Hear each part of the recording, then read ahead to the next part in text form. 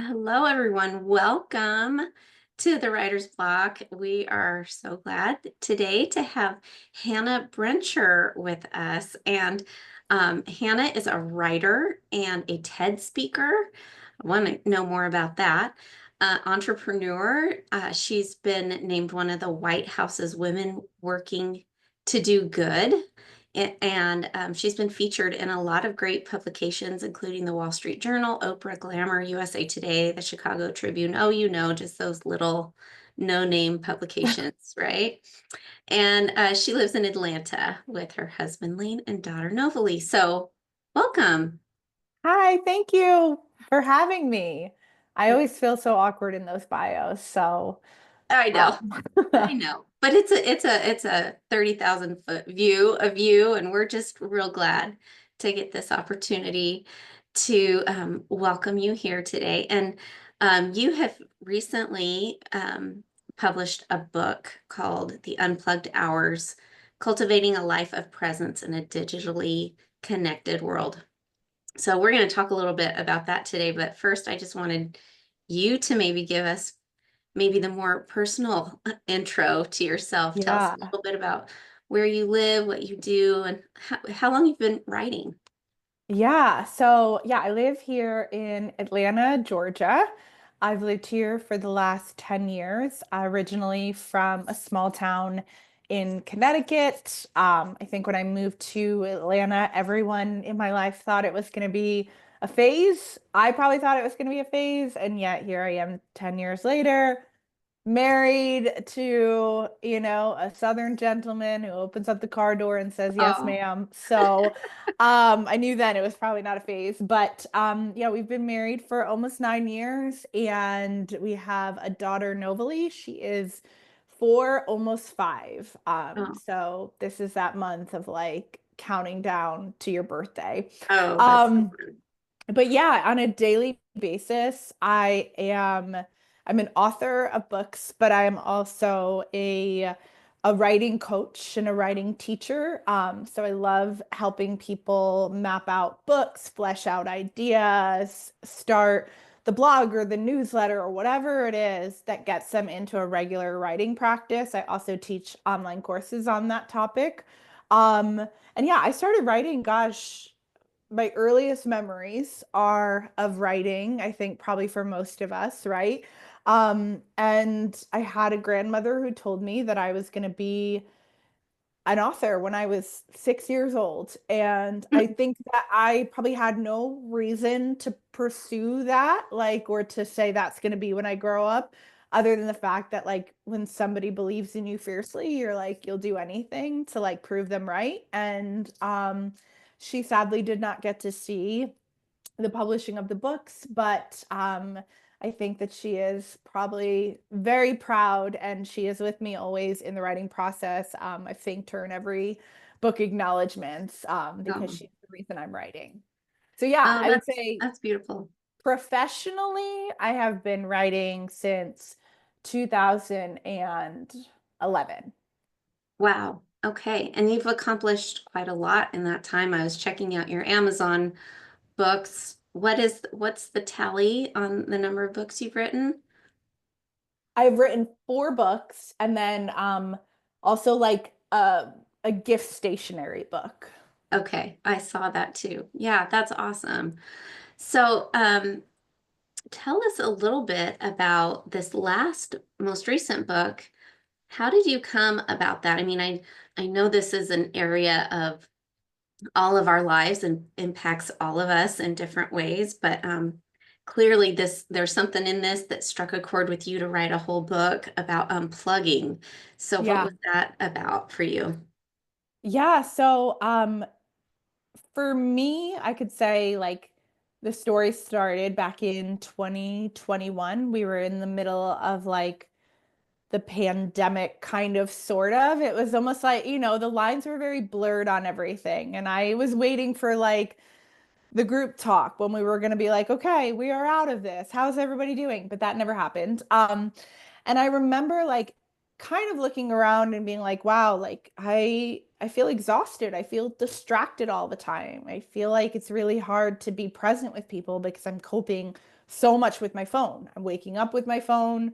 I'm going to bed with my phone. I was a new mom at the time, and I found that like even with my best efforts, I was just always grabbing for the phone to check something, even if the thing that I was checking didn't really matter all that much. Or I would fall into cycles of like, I'm sure other people can resonate with this, where it's like you pick up the phone and then you don't even remember what you were looking for in the first place. Yeah. And I felt this overall just overwhelming exhaustion that I felt like I could pinpoint to the constant connectivity of our digital age. And also that pressure too that comes on writers of like, oh, if you want to write, like you have to put yourself out there. You need to be on social media. You need to do all these things. It's really draining and it can really take away from the craft itself. Um, so it was specifically my birthday on the day that I chose to unplug. Like I remember I'm somebody that treats my birthday kind of like a second new year where I'm like, oh, what are all the things we could change or revamp? And I really felt like in my spirit, like this still small voice that just said, turn off your phone. And that was not anything on my list. That was not anything I wanted to do. But I knew in that moment, I was like, this is it. Like that's what this year is about, turning off my phone. And so the part of me that is a coach went home, made a tracker for myself for 1,000 hours across 1 year of every 1,000 unplugged hours. And the reason I made that was because I think I'm a big believer that like we can't manage what we don't measure.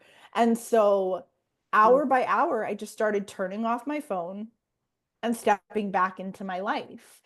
And what's funny about the whole thing was that I wasn't documenting it. I didn't share it with anybody. I'd become so used to like sharing everything that like this was something for me. And I had several meetings with my agent and my publisher who were like, this is a book. Like, we need to make this into a book. Like, and I kept telling them, like, no, no, no, it's not a book because I had gotten so used to the lens of like, oh, I'm going to write about this. And so I'm going to live it a different way because I'm going to write about it. And that's not what this challenge was for me. This challenge was to be more present with my family. It was to be more present with my daughter.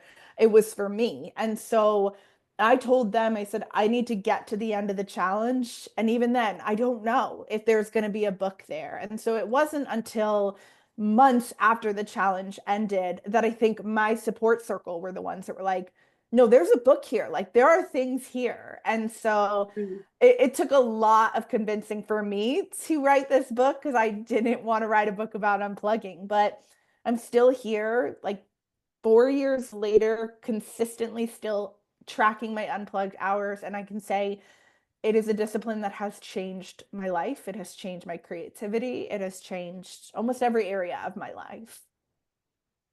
Well, I love that. I love that you just wanted to live it out and experience it first through that lens versus like what can I glean from this to pass on to someone else, you know? Yeah. I think that's really cool. Did you, when you say unplugged, could you define that? Like, what does unplugged mean? Does that mean off of social media? Does that mean like zero, power back, powered off on your phone? What does that mean? Yeah. So for me, Unplugged is just primarily screen free. So, not on the phone, typically not on the computer, not on social media, not even watching a show. The only time that I really like will allow for like a screen in my definition of unplugged hours is like if we are like watching a movie together as a family and we are all investing our attention at what we're watching. Or if I am doing deep focus work where the only thing open up on my browser is a blank Word document, I will go ahead and consider that unplugged. But it really was like the lack of screens. But for somebody else, it might be like, oh, well, like I feel like I can listen to podcasts and really pay attention to those, and I consider that unplugged time. Or people have to kind of classify what unplugged means to them. I think it's a matter of attention. Where am I placing my attention? Am I placing my attention single-minded focused on this thing, or do I have it darting in all these different directions? And so for me, primarily screen free is how I track it. Now, my phone is not always off because, with a little one that's in preschool and things like I need to hear the ringer if it goes off, but I put it into a little tin box and I tuck it away or I put it in a different room. That's great. I love that. I was out of the country this last weekend, and there were times when like we couldn't have phones or we weren't getting service and things like that. Mhm. And I was thinking like how hard it is at first to like it feels like a little bit like a detox at first, because you're like, what do I do with my hands? What do I do in a social situation where like I have to, like intentionally engage with people? Did you feel that way? Like, did you feel like at first, when you first started to intentionally unplug, that you were kind of like, what do I do with myself? This is hard, or have some sort of like technical withdrawal? Totally. Yes, I think there's a resistance that comes from it. It's uncomfortable. We've been trained to pick these phones up or check our emails at like nearly every hour of the day. And so there is always this moment, I think, when you start to unplug. And I don't even necessarily think that it's just at the beginning. I think it can happen at any point in the journey where it's almost like, what do I do with my hands? Like, I Yeah. don't know what to do. I don't know what to focus on. And if you don't have something to put your attention on, chances are you'll turn your phone right back on and get right back into it because it's more comfortable. But I found for myself, especially like in the creative journey, like, it'd be easier to stick to myself. It'd be easier to just, be in the checkout line and be on my phone or be in the coffee shop and be on my phone. But like part of the writing life is looking around and engaging with the world around us. And so it's like you would never think that me, like introverted me, would be like having all these conversations in the coffee shop or engaging with these people. My daughter's always like, look at you making friends. You're making so many friends. But I think that that's not my natural MO. But the more that I've turned off my phone, the more I'm like, yeah, I want to be in the world around me. And I think that that's what we don't see a lot with our phones. It's like we can either look at the phones and we can say like they're bad and we have to figure out a solution to them. I think the phones are pretty morally neutral, but I think at the end of the day, if we don't treat them as tools and turn them off when they need to be turned off or put away when they need to be put away so we can pay attention, we really miss out on the magic and the wonder of this life. And as writers, we really sell ourselves short. I totally agree. And I think I read somewhere recently, and I can't remember the exact quote, but it's like all of a sudden each of us has like the most fascinating thing in our hands, like at all times. Like it's endlessly entertaining, informative, connecting, and all of these things. And we have all of this right at our disposal, but yet we've lost a sense of wonder Yeah. about the world around us. It just sucks us in. And like when we're not out and about looking into other people's eyes and observing the world around us, we're becoming dull to the things that are Yeah. truly wonderful. And so, oh, I mean, if this all hits real home. For me, it's a struggle I feel daily, but specifically when it comes to like the creativity aspect of writing. And I use online tools for research. I'm constantly kind of plugged in that sense. What were some of your observations about your creativity, and specifically in your writing, that like improved or maybe were difficult challenges to overcome? Yeah, I think that once I started unplugging, and like a lot of my writing over the years has been done on the internet. I started with a blog, and then from the blog is where like the TED Talk came from and the book deals and all of that. And so I grew up in an age of like, okay, we blog about our lives and then we share these things on social media, right? And so I started unplugging, but several months into it, I realized like, wow, I still really hate social media. Like I just can't stand it. And yet I feel like I have to be on these platforms.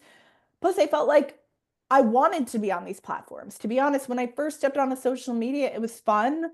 And I wanted to show up to encourage and to give hope to people. And all of that just like wasn't there anymore. Mm. And so I really felt like I was at a crossroads of like, okay, we're either going to figure this out and figure out what's not working about this, or I'm done. Like, I'm not going to waste my time on something that, frankly, like, doesn't pull in any kind of paycheck and is just based on the scrutiny of other people. And I started to deep dive into it, and I realized it's not that I didn't like social media, it's that anytime I stepped online, I was going there to try to figure out what to create, what to produce based on what other people liked. And when I first became a writer, that was not the case. I wrote the crazy ideas that were in my head, the things that inspired me on walks, the things that I cared about. But then slowly over time, when those works get put in front of other people and people can applaud them and like them and comment on them, it's almost like we become trained to do the things that garner the most applause. And I realized I had gotten to a place that I didn't even necessarily want to be in. And my creative process was like completely down the tubes. And so the biggest way that I was able to reclaim social media was by reclaiming my writing practice and putting my writing practice first before anything else, before consuming, before scrolling. I had to stop getting on social media to figure out what to write about and just get my butt into the writing chair as much as I possibly could. And that like unearthed all of this creativity that had been dormant for so long. I felt like day by day, the way that I describe it is like I feel like I got back to the person who was there before all the noise got in. And I didn't even realize that I missed her so much. Mm. And now, like today, years later, like I feel like my creative process is so much more vibrant because I went back to old tools. I'm writing ideas on index cards. I literally write everything on yellow legal pads. And like, is it efficient? Not necessarily.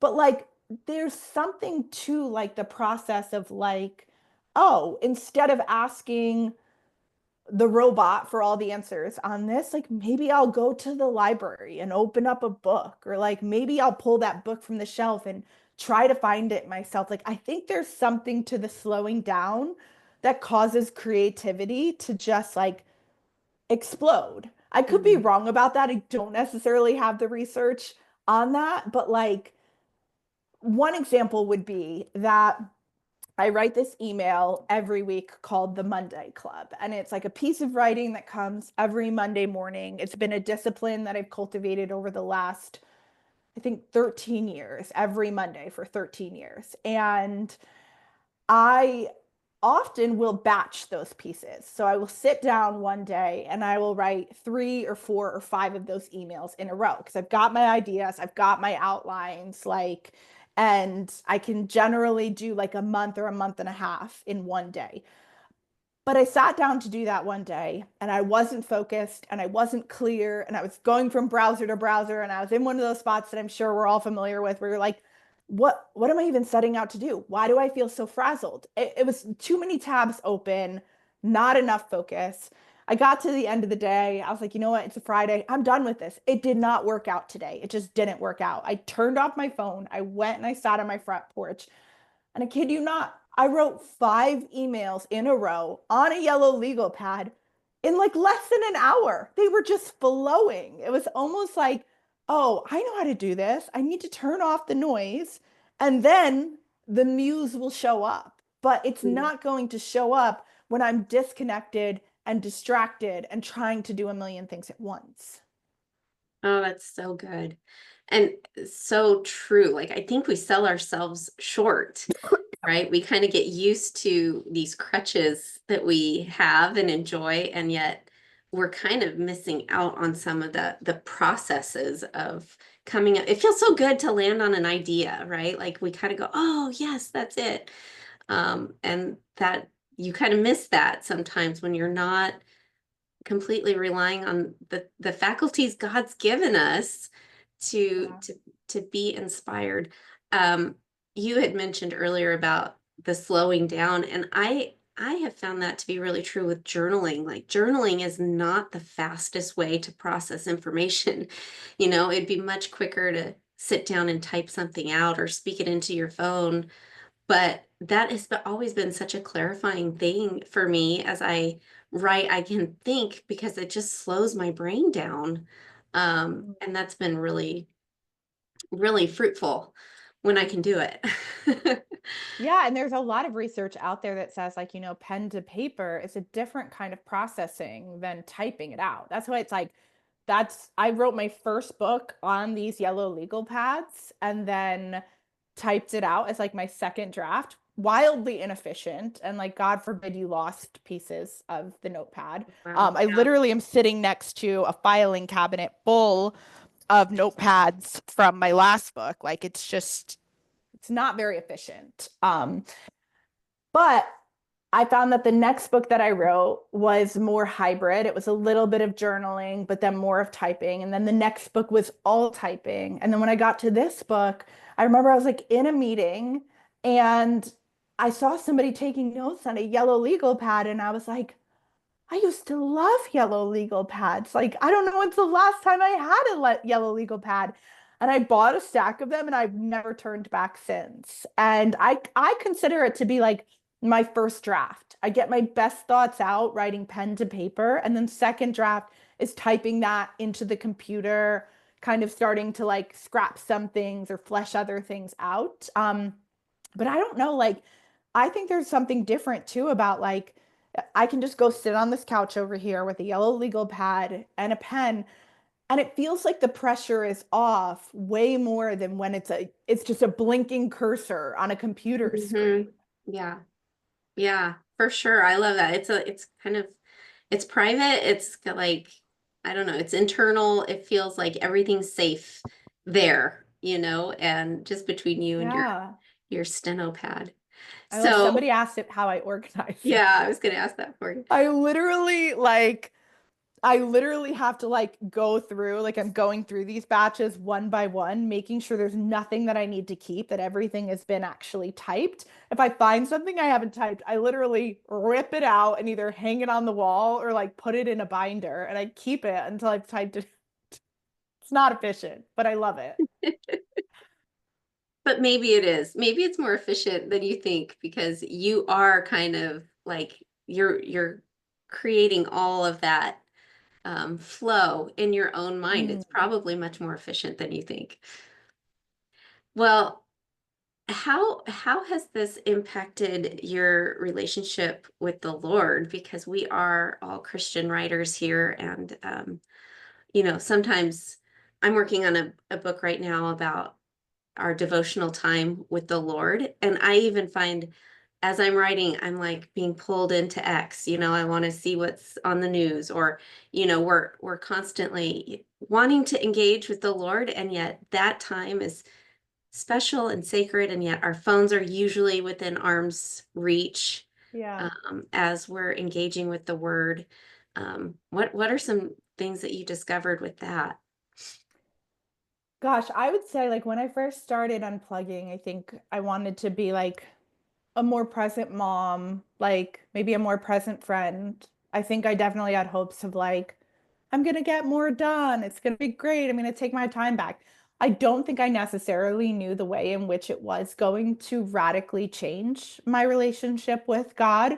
I don't think I was fully aware that I had been so distracted for so long, right? And like I could walk into any day and have my agenda of what I think needs to be done. But how do I even know if that's what God wants me to do or if that's what God wants me to write or create? And so I actually, from this time of unplugging, I actually ended up changing what I used to call it quiet time. I don't call it quiet time anymore. I call it my morning meeting because I feel like that's literally what it is. And it's a reminder to myself of like, you would not miss a meeting with a friend. You would not miss a meeting with a child. You would not miss a meeting with a business partner.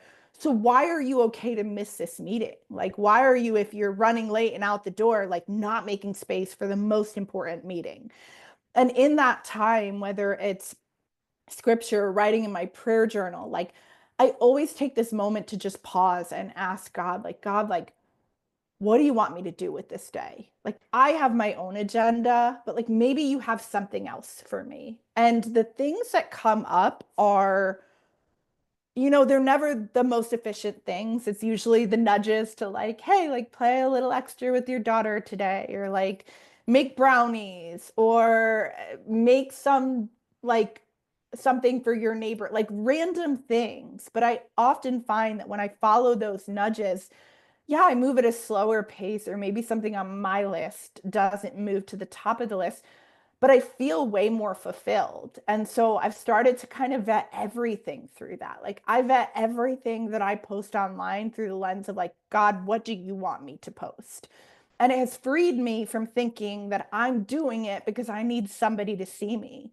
I feel like through the unplugging, God has told me again and again and again, like, I'm the reward. That's it. Like, I'm the reward. It's not whoever sees your stuff. It's not book deals. It's not how well a book does. Like, I'm the reward. And like, yeah, are there days where I think it's hard to believe that? Like, I'm going to be honest. Like, yes, like I think we all struggle with that.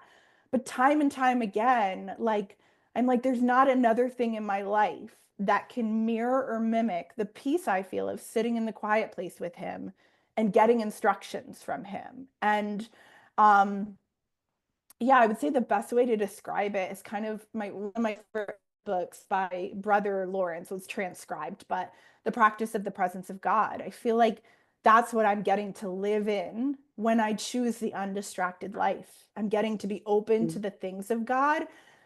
And it's just so much better. And it's so much more creative. Like, I think every single one of us, like we probably have like, or some maybe not anymore, but like ideas darting in our mind of like, oh, I could do that. Oh, I could do this. Oh, I could do that. Like, when I was younger, I like lived in my mind all the time. I would be out in the backyard. I was like 10 years old. I had a little yak back recorder, and I would just be recording stories into my little recorder. And then I'd take it inside and I'd write it down.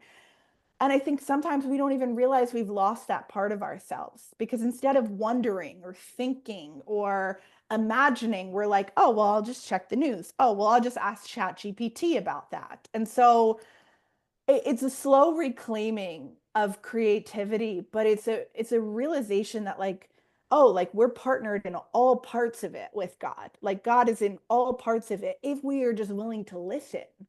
Mm-hmm. Like, can I give one example that I Of think course, is please. kind of hilarious? This happened a few months ago. I also like to batch out like my social media plans because I just can't stand to be on the apps like throughout the day as much. Yeah. So I was like batching them out, going through the insights of like past posts, what had done well, what had not done well. And in that moment, I felt this nudge that I was supposed to post about this story about ravens in like the story of Elijah. Random story. I like had to go back and find the old piece of writing. Then I had to refine it a little bit. Like, it was a whole process, but I felt like I was like, I'm supposed to post this. I don't know why I'm supposed to post this, but like I feel like scrap the plans. This is what I'm supposed to do. And I was in an undistracted place to receive that nudge.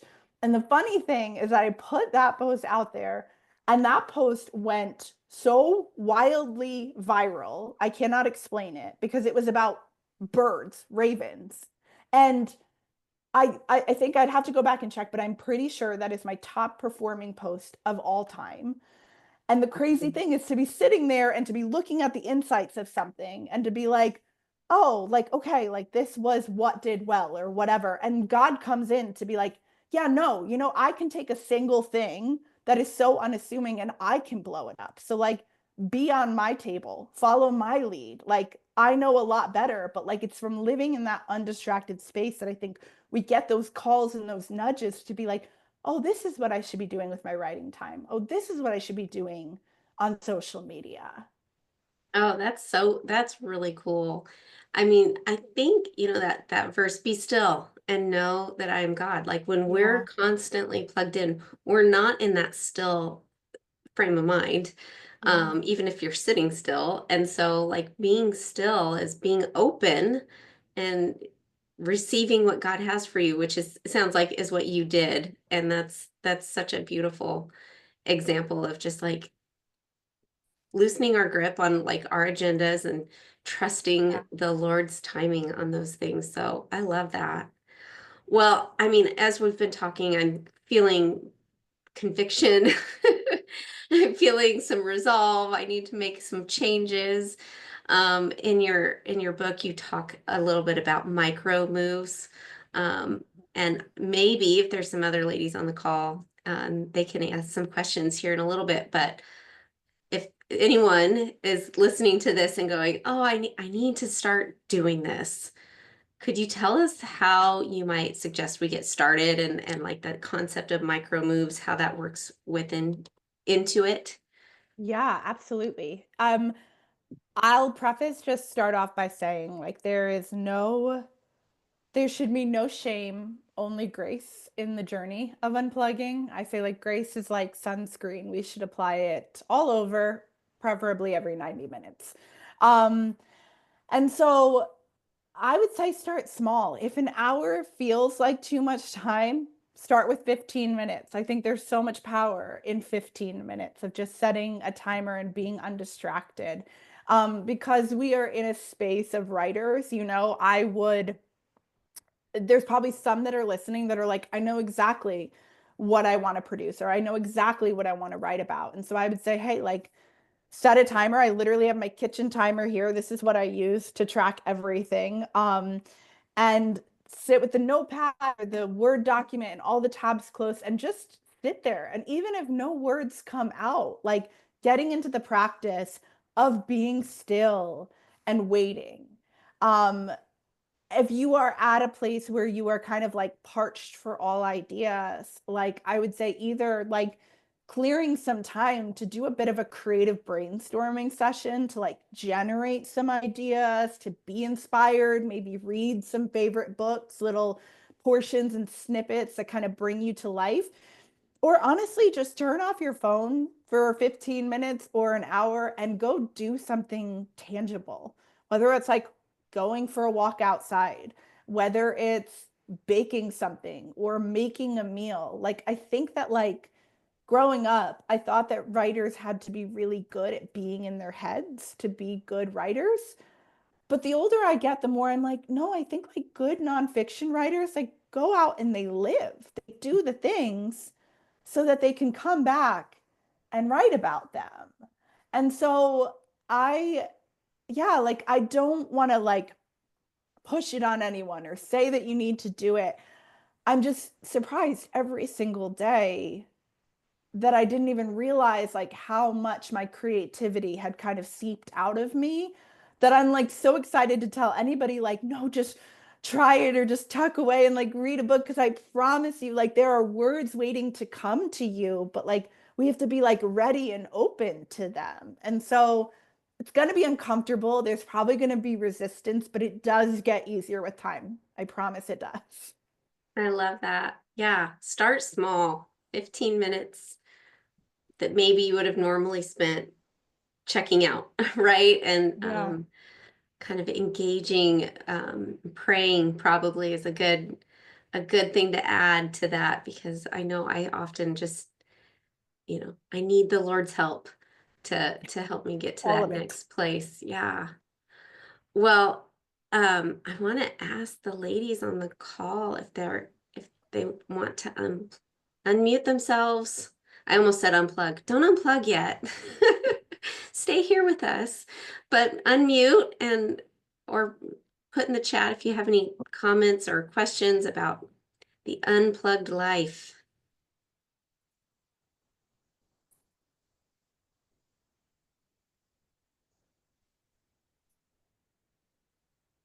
I was just thinking my generation is one that we've had a lot of trouble just like for me, technically understanding all of the electronic type platforms, the plugged in platforms. I'm just finally figuring that out and now going back. So to find someone that's in your generation with young kids at home, I was unplugged when my kids were little, Hmm. and because we just didn't have the same technology. not that I'm, hundreds of years old, but just that it was a lot easier because, we were a little more distanced and now we're just ultra connected. Do you find that um, because you're a young mom with a little, how do you connect with your peer group? Do you do in person only, or are you how does that work as a piece of your life? Gosh, I feel like community is such a hard thing. I don't know if I'm alone in that, but I think especially for my generation, like people are they're very flaky. Like it's very hard to like set those plans. And I think especially post-COVID, we're navigating a whole nother level of people not wanting to meet up in person. I personally like me and my husband really prioritize it, like prioritize dinners with friends and hanging out. We are thankful to have like a really good community, but um I think for me, and this was something that happened in my unplug year that kind of shifted a lot of things for me. I was visiting my mom in Connecticut. Somebody asked what town it was, North Haven, Connecticut.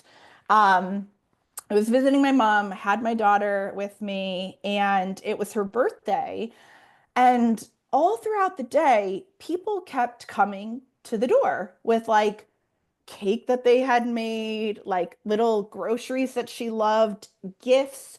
And I remember sitting there, like you would have thought like unicorns were like coming through the door. I was like, what is what's happening? Like everybody's just showing up unannounced, which my generation, we'd be terrified if anybody showed up at our door and did Right. not say that they were coming, right? Um, and my mom was like, this is just what we do. And I was like, no, this is not what we do. And I would tell you, like, that experience stayed with me longer than anything had stayed with me in a long time of like, oh my gosh, like this is the stuff right here. Like, I got to go to the door. Like, that became my new mission. And when I got home to Atlanta, I started to weave my daughter into that, you know? And so we pick a person each week that we want to bless, and then we go out of our way to bless them. And if and when we can, we show up at the door. Like, you show up with soup, or you show up with flowers, or you show up with a care package, whatever it is. It could be big or small, but I realized in that, as I've thought through it and written through it, like I was confusing availability with accessibility, and the two are very different. And I think like Jesus gives us the truest picture of that is that Jesus was not like highly accessible so much as he was highly available. Like, I think available is when we go out of our way to do something that maybe doesn't fit into our timetable or can be viewed as more inconvenient, or like we would say we don't have the time for that with our agenda and our plans and everything. And that's kind of become like my mantra, and the thing I'm always coming back to when it comes to community. It's like, no, we're going to be available. We're going to be available for the people that need the guest room. We're going to be available for, the play dates or things like that. And it's not about filling the schedule to the brim. It's actually about keeping the schedule more open so that the things of God can come into it. And I don't know if that necessarily answers the question, but I think that like the more that we technologically progress, the more that we really have to fight for community and fight against the lie that we can do it on our own. I feel like my generation is very much a self-development, do it by ourselves generation, and more so for the one right below me. And it's like, yeah, but we were made for one another. Like we're dying of loneliness over here. And so like this is important. And I want to teach my daughter that this is important, that nothing can replace people, not robots or tablets or whatever piece of tech is coming up. Yeah, I love that. Could you maybe expound a little bit about the available versus accessible, and like Yeah. where's the sweet spot in your mind?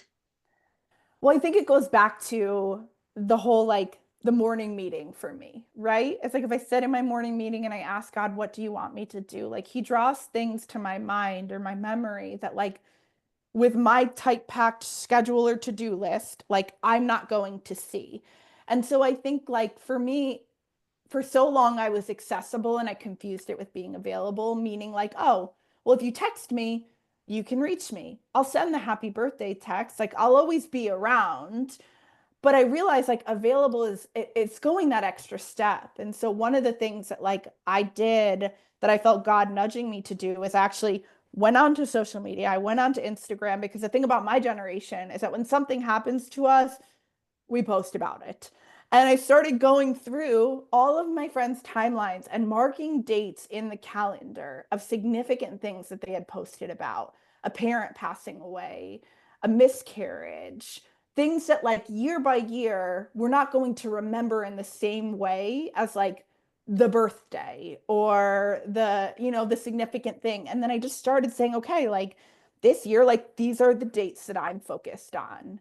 And I I don't like I'm not a perfect person in this. Like I'm still like I'm learning how to do this well, but like just the other day, my friend Linda had the anniversary of her mother's passing, and like a few weeks ago, I went and scheduled a flower delivery to show up on that day, and she texted me and was like, I didn't think anybody was going to remember this day, and like I can't believe this, and like I'm so thankful for your friendship. And to me, I was like, that moment of like I remembered that detail felt bigger than anything that I've done all month or in my business. And so I think that's the thing about the availability is just making the space, like making the space to say, okay, like who might need me today? Who might need a letter from me?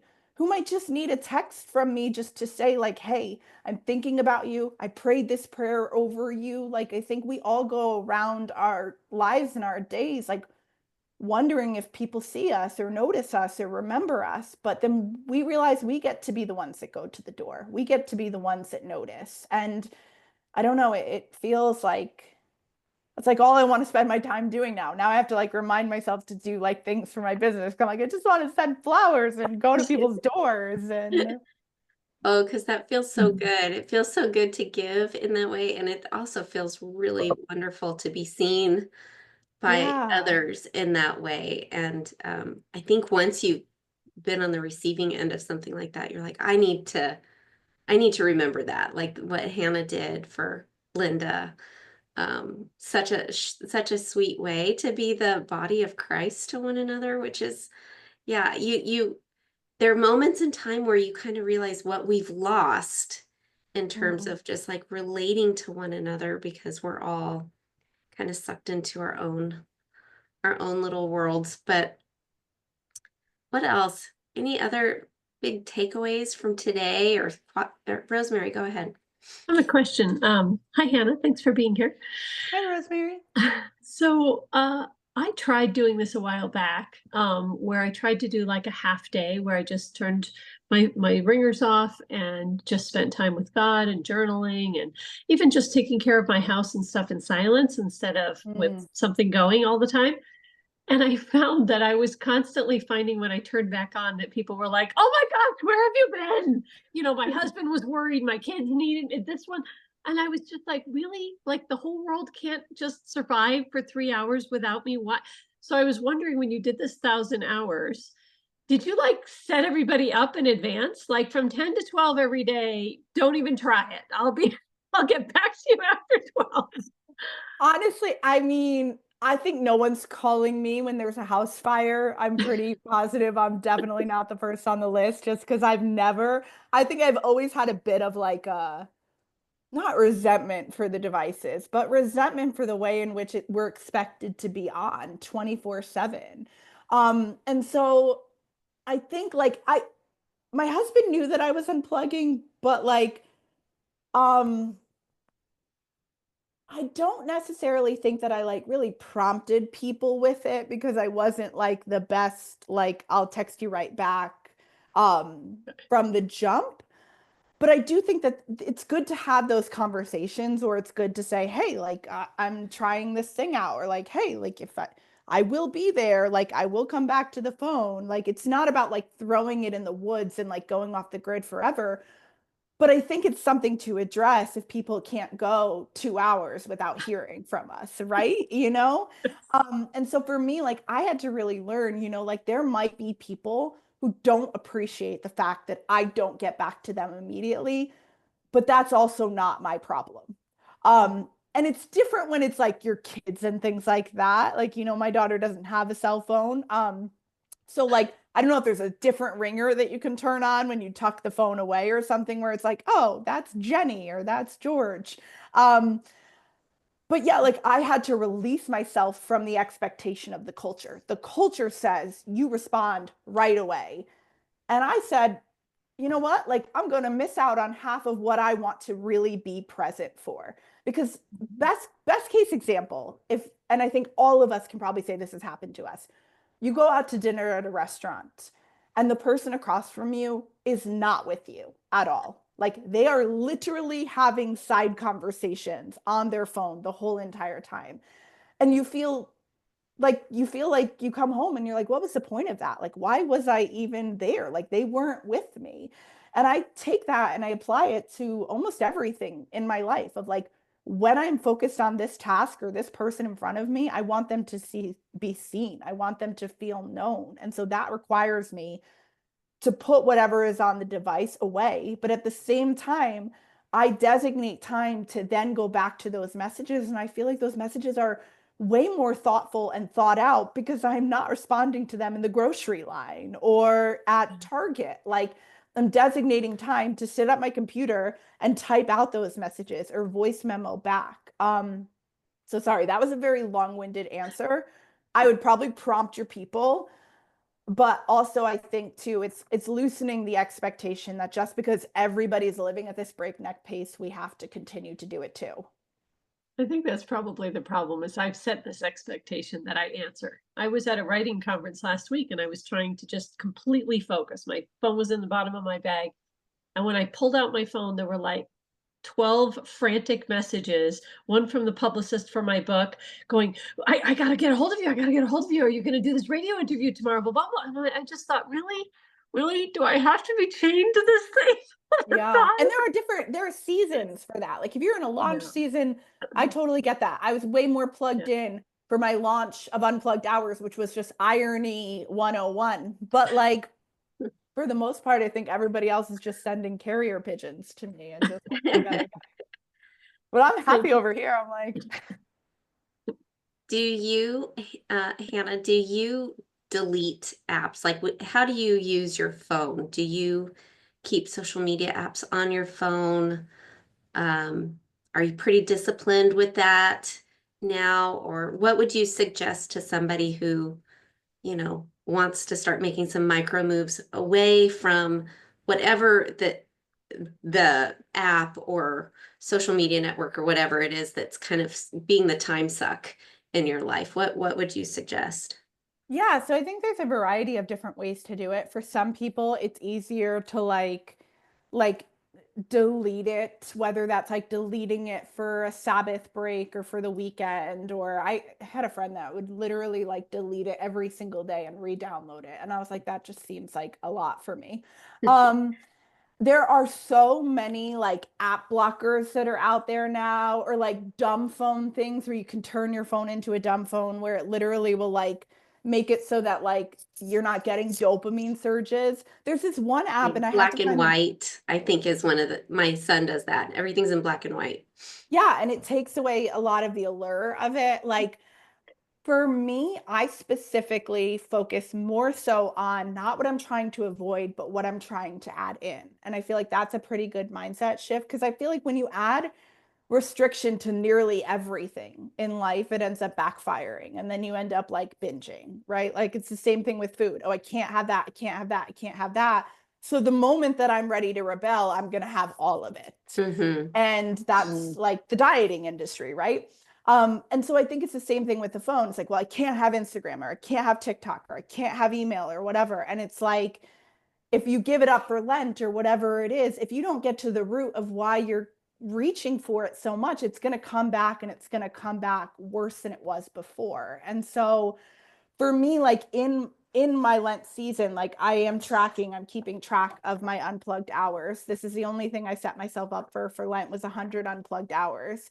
But I'm keeping little notes of like what are the things that are happening instead of scrolling, whether that's like going to choir practice, whether that's deep work, whether that's a walk with my daughter. And so that would be the mindset shift, I would say, for somebody who is like, it's not so much like you have to delete these apps. It's what do you want to do with your life? What do you want to do with your morning? What do you want to do with your writing time? Go and do that thing. And then you come back. It's all going to be there. Like it's all going to be there when you get back, but you will have done something. And so I think that's like the cry of our culture right now is that social media is turning us into these major spectators. And I don't want to be a spectator. I want to be in it. I love that. I love that. I think that's really wise. Because it does seem like as soon as it feels like forbidden fruit, we desire it even more. But what we're doing is we're cultivating different appetites, right? And so Yeah. as we attune our taste buds to something greater Yeah. than this temporary fix, like we retrain our appetites. So I like that. Carrie said the two biggest takeaways for me, use the tools, don't let them use you. And being unplugged gives us the opportunity to practice hospitality. Yeah. And Mm. listen to the Holy Spirit. Yeah. Awesome. Thanks for sharing, Carrie. Any I other liked what thoughts? Amy said up here about accessible is answering every text and email and allowing ourselves to be interrupted every 2 seconds. Available is being present for the people right in front of us. And I think that that speaks to like, my generation as young moms. It's like, and I'm not the expert. I really am not. I am a student at heart. I don't even want to have an expert cap on. But when I look around, I see so many young moms that are just immersed in their phones and not paying attention to the kids. Like, and I can't account for what anybody is going through. But I was just at a dance class the other day. It was observation week. And there was this one little girl, and she was dancing and she kept looking at her mom, and her mom never looked up once from the Mm. phone. And my heart was That's like sad. broken in that moment of like, it's not even to say that the mom is wrong. It's that we've all become so conditioned to like think whatever is happening on the device is more important than what's right in front of us. And honestly, I would say that that's a tactic of the enemy. Like I would point blank say spiritual warfare right there. And so I'm not saying that like unplugging is like always filled with the best feelings or that I always want to play shoots and ladders, but like it's realizing like, oh wow, my daughter is going to grow up with such a fragmented definition of presence, and I will be the first example for her. And my mom was the first example for me. And realizing that like actually if we are made in the image of God and the best thing that God ever gave us was his presence, and maybe that means that our presence holds more power than we realize, and we need to extend it more often to the people right in front of us and realize they're the stuff that matters, not the notifications, not the likes, not any of that stuff. Like that stuff can be great, but like they are, they're the stuff. Sorry, I Absolutely. didn't mean to go on a rant. No, but amen. I think we can all agree. That's so true. I'm thankful that I'm not in the place you are, to be honest, Hannah, with a little one. I think that Mm, that is a new experience that young moms are dealing with, that a lot of us here on this call, we were on the tail end of that. And so it's hard enough to always be really engaged with your kids and really interested in the shoots and ladders and all of the little things. yeah. But now I think it's even harder for moms, especially just to really to be present, to be there mentally, physically, and all the rest, because, we've got emails to respond to or what have you. So that's a new challenge for new moms. Yeah. I appreciate that and feel for you in that. Oh, it's only going to get worse. The robots are coming. The Mm.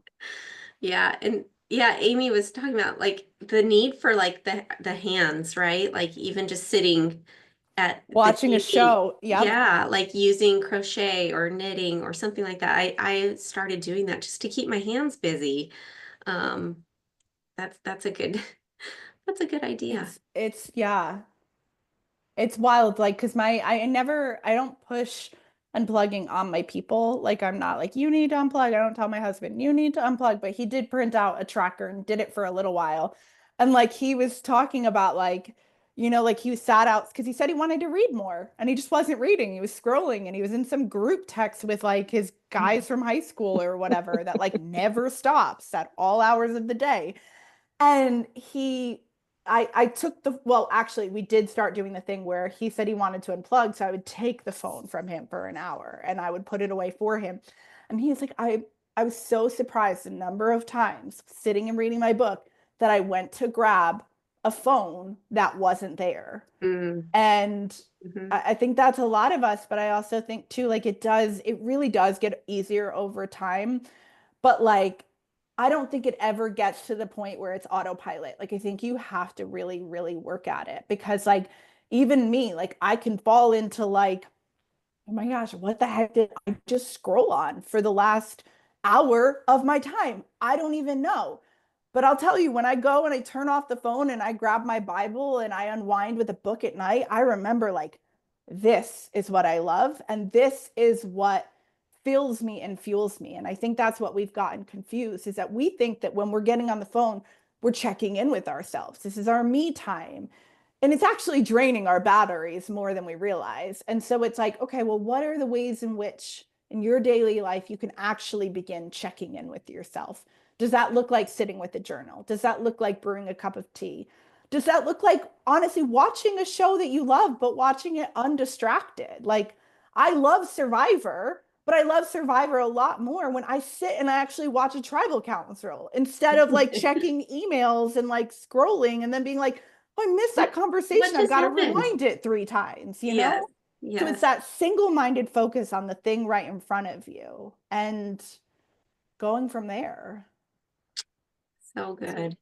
So So I've good. been hiding behind my black screen this whole time, even though I've actually been here, but I just had the thing off. But you guys were talking about crocheting, and I thought it was so funny because I'm sitting here sewing a dress for my granddaughter for her birthday. And I was like, oh, I think I have to undo the black screen. But anyways, I just wanted to show you guys. Isn't this cute? So She's practicing yeah, what she preaches right now. well, yeah. Yeah, And exactly. I'm looking forward to blessing a little. I've been wanting to make little girl dresses for 20 some years, and I finally get the chance. With Oh my grandbabies. gosh. I wish That's I knew how to wonderful. crochet or knit or do anything like that. I wanted to comment how much I appreciate being in a Christian writers group because in the secular writing groups, a lot of times they're constantly pushing us. Well, did you get that proposal out yet? Did you, you said you were going to finish 3 chapters. Did you finish those 3 chapters? There's this pressure to achieve these goals that we set for ourselves that, like you were saying, Hannah, maybe not what God wanted us to do that day. Maybe God wanted us to play with our child or take a little time to talk to a grandmother or something like that. And I think that's one of the benefits of the writer's block is that I don't feel that kind of pressure. Like we encourage each other, we uplift each other, we motivate each other, but we don't pressure each other like, well, when are you going to get that done? Because we know that sometimes God's timing is not our timing. And it just made me think of that as you were talking. Oh, that's good. Thanks for sharing, Rosemary. Well, Hannah, tell us where we can find your book and stay connected to you. Yeah, hannahbrencher.com is where all of my writing blog books are available. There's free online or unplugged hour trackers on my website as well. So you can download and start tracking your own unplugged hours. I go completely, paper tracker printed out. That's the way that I go. And yeah, Hannah Brencher on all social media. But I would love to get to connect with you. Yeah, we're really grateful for your time. I feel like it was really timely for me and inspiring to unplug a little bit more intentionally. And I'm really grateful for your time and for sharing what you have learned with us here on the Writer's Block. Thank you for having me. This has been so fun. I'm like, oh, I gotta go right now, That's right. We all Gotta go do. unplug. That's right. Get your steno pads, your yellow legal pads out, ladies. I love it. All right. Well, thank you again, Hannah, and you all have a great day. Bye. Bye. See you later.